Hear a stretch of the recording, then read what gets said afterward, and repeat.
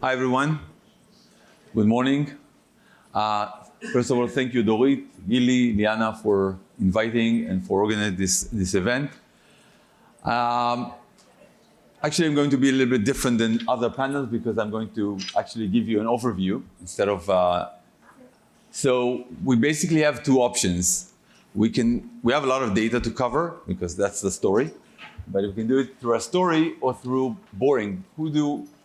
Who prefers a story and who prefers boring data? Story. The rest are sleeping, I guess. Yes. Okay, good. I have one presentation, but I'll try to make it a little bit different and definitely more interesting. So you can rate me afterwards. So, wait. Here. Okay. So, to understand Israel's place, wait. One thing here is not completely right. 1 minute. Okay, so to understand Israel's place on the global cybersecurity map, I think you don't need complex data or complex economic models. All you need is to look at the cybersecurity leaderboard.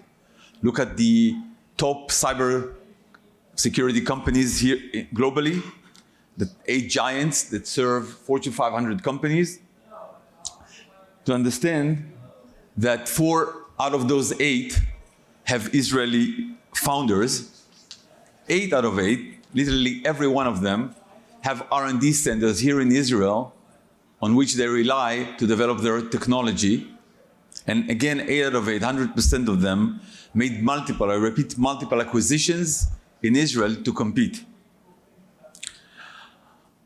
But I want to sort of challenge you. Instead of celebrating it, I want to challenge this.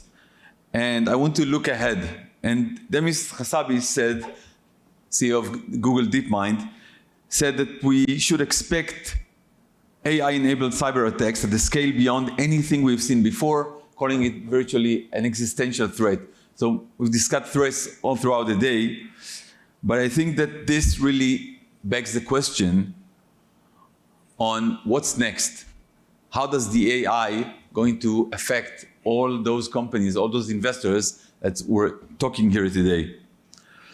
So when we look at the future ahead, we're no longer fighting hackers in hoodies, but we're actually fighting autonomous machine speed agents that never sleep, that evolve faster than any human code. And so the question really begs is that, can cybersecurity ecosystem like ours, built for the human era, really reinvent itself for the AI era? Can we keep the 848 dominance when the board itself is changing? I'll try to answer this question, but we don't need intuition to do this. We actually need data. I'll do just that. So, hi, my name is Yariv Lotan. I'm the VP of Product and Data for Startup Nation Central. We are a free-acting NGO. We are the gateway for Israeli innovation. And we are trying to make Israel strong by making its tech ecosystem stronger.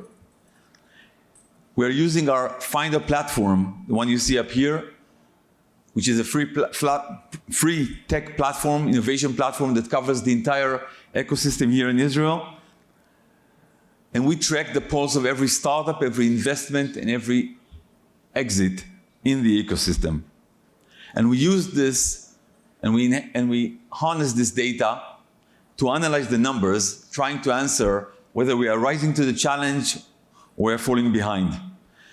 So let's look at the numbers, and let's do it in 2 perspectives. One is to understand the forces behind the cybersecurity powerhouse here in Israel, and on the other hand, try to understand how AI innovation is really changing it.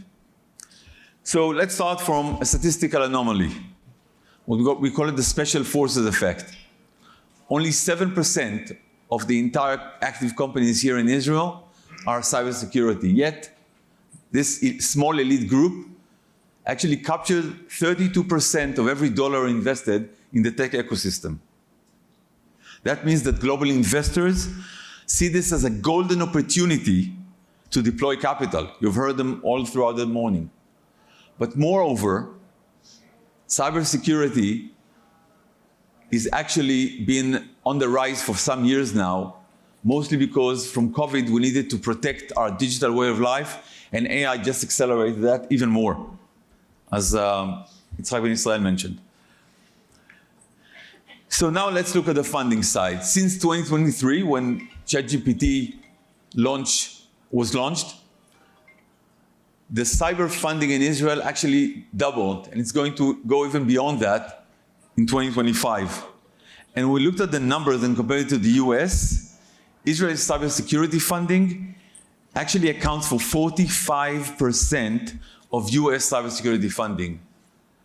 And what we anticipate that by the end of the year, it's going to be 4.4 billion in cybersecurity funding. Now, think about the 45% for a minute. What does it really mean? That means that roughly for every dollar invested in cybersecurity here in Israel, only $2 are invested in the US. Okay? To understand how insane this number is, I challenge you to look at the next number. The ratio between the Israeli funding and the US funding, the tech funding in general, is 1 in 15 over the last decade. And when we look at GDP, the ratio is 1 in 54. So I call you again, look at the 1-2 ratio and understand how significant and how outstanding this is. And if any of you are asking yourself, a fair question by the way, are we enjoying the fruits of the past? We looked at the numbers. We looked at the new companies, the ones that were launched in Israel since the launch of OpenAI, ChatGPT.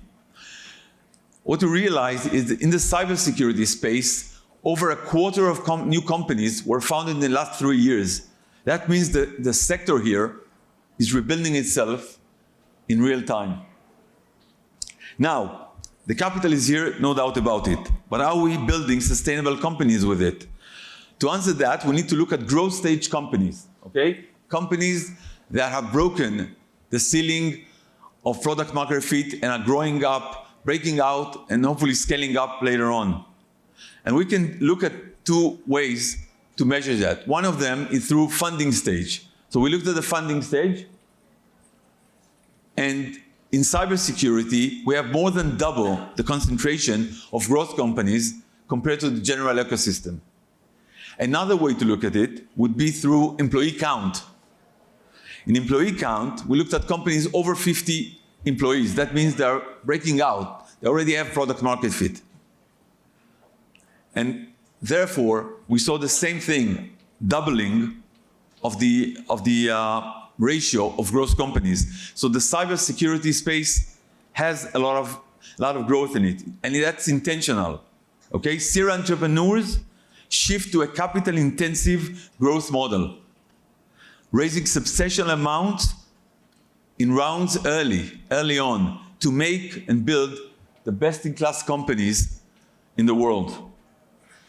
Now, what can we learn from M&As? Well, M&As are really the way to exit for most companies, and it's probably the best validating, the way to validate best-in-class companies, unless they grow and become substantial like Wix or Checkpoint and others. So when we looked at the M&A side, for every company, active company in Israel, the probability of being acquired is 1 in 14. In cyber, it's 1 in 8.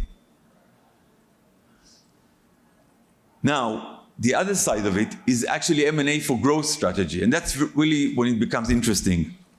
Because for years, the paradigm was that Israeli builds and the US buys. But now I can tell you that Israeli builds, but also Israel buys. More and more companies are buying other companies in Israel in order to grow faster. And this ratio is almost double that in the rest of the ecosystem. And they're not just buying once, by the way. They're buying multiple times. Actually, cyber companies, cyber acquirers, buy 30% more than other ecosystem acquirers. And that's really the final stage of maturity We have built a self-sustaining flywheel that takes capital, talent, and IP and puts them back into the ecosystem to generate best-in-class companies, the next generation of leaders. And I think this is where the sector really stands, and this is what's unique about it.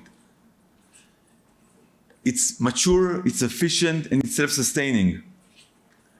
And I think this is what we need to face the AI shockwave I talked about. Now, how we compare to the world? So we have established that we are growing and we are a powerhouse, but is that going to continue? So first of all, let's look at the world. What we see is we are in record high. If you ignore 21 and 22 where the funding bubble existed, we see that Israel keeps growing and it's at the highest level. And what we see is that we are actually growing at a pace faster than the US. We actually doubled in the last 3 years, and certainly more than the declining cyberspaces in Europe and Asia. Now, is that going to continue? Well, Nir Zuk, the founder of Palo Alto Networks, said everything about security changed because of AI. So let's see why we are expanding while the world is not necessarily expanding as fast as ours or even declining. Well, we looked into the paradigm shift in funding, and what we saw was staggering. In 2024, 30% of cyber funding went into companies that did AI. In 2025, this share doubled. So we moved from 1/3 to 2/3 of funding of cyber AI in 1 year. That means the market has spoken and it's decided that the future of AI is of cyber and defense is AI dependent. Now, is that just AI storytelling? Well, luckily for us, we have the data and we have the team and the AI models to understand and look at the early stage companies, what they do. And when we looked at AI, cyber companies that doing AI that were recently founded, again, the last 3 years, we saw that over 30%, almost a third of them were founded in the last 3 years. 19% of them, 1 in 5, actually raised over $20 million in just less than 3 years, some of them even 2, and 7% of them were already acquired. So when we looked at those acquisitions, the stark reality was that if you want to build fast and get acquired and grow within, then you have to do AI in cyber. You can see Sentinel-1 buying Prompt, Tenable Apex, Cato bought AIM, and Ventariski. 100% of young cyber companies that were acquired very quickly were in the AI space. That's why investors are flocking there. And the message is clear: if you're building the Iron Beam for AI, the giants want you, and they want you now. Finally, the road ahead. Well, I think we covered that we have a powerhouse and that the paradigm is changing. Cybersecurity companies are moving and pivoting to the new cyber AI stack. You can follow that on the landscape maps we created on Finder, and you can read about it in their reports, where we take our exceptional data, excellence data, and we use and advise leaders, global experts from Bessemer, Dell, Citi, to really write the story and understand. So I urge you and invite you to follow this as the story unfolds on Startup Nation Finder and reports and our data, and understand how the ecosystem here really reinvents itself. Thank you very much.